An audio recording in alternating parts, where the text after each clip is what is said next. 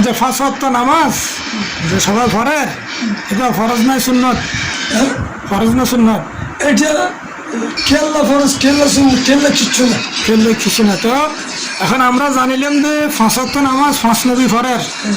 তো এখন আমার নবী যদি ওদের 5 ওয়াক্ত পড়ে তো নবী এদের মতই না জান না? নবী ওরা ফাটাইছেন, নবী আল্লাহ ফাটাইনি। আচ্ছা আচ্ছা, রসুল ফাটাইছি।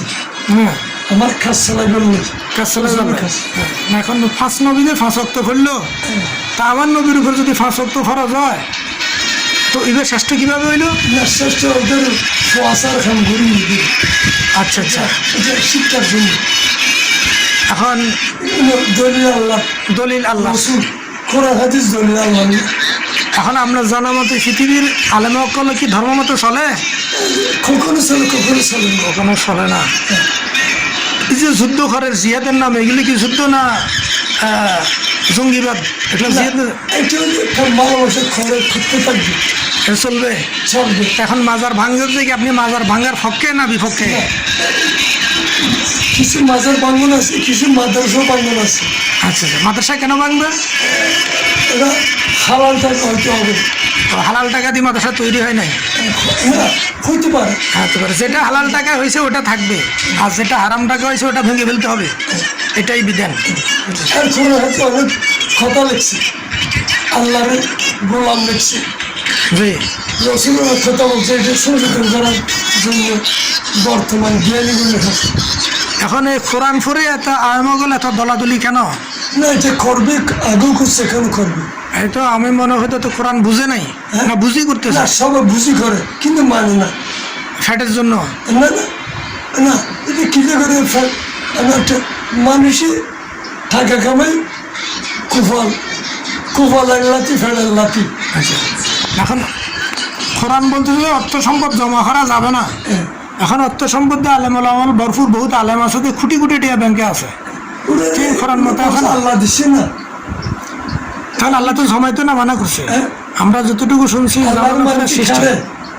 মানে বিচার নবী রসুল প্রেমিক প্রেমিক, তাহলে আলেমদের জন্য না। এখন আলেম জান্নাতে যাবে দলিল আছে নি? সব মানুষ দলিল যাবে, সব জন জান্নাতি, কিন্তু আমি জাহান্নামী। শুনেন না তখন দলিলে সূরা হাসর থেকে বলছে। আচ্ছা আচ্ছা, আল্লাহ আশিক, সৃষ্টি মাসুক। আল্লাহ আশিক, সৃষ্টি মাসুক। তাহলে আশিক মাসুককে কষ্ট দেবে, কষ্ট দেবে না, তাহলে সবাই জান্নাতি। কিন্তু যখন কলমের 7টা দুজুর লিখছে, আমি একটা নিছি। আমার মতন কোনো যদি পাগল থাকলে 6টা নিলে আর কোনোদিনের সমস্যা হবে না পৃথিবী, আর সমস্যা হবে না। শুধু 7 পাগলে 7টা নিব আর সবাই মাপ। এটা আল্লাহ করছে, এটা কেউ জানে না, এটা আল্লাহর ইচ্ছা। তাহলে আমাদের আলেম সমাজ এত ফতুয়াদের দিয়ে বসে থাকবে, এটা একটা প্রেম, প্রেম, এটা একটা সমাবেশ করছে, প্রেমের আলোচনা।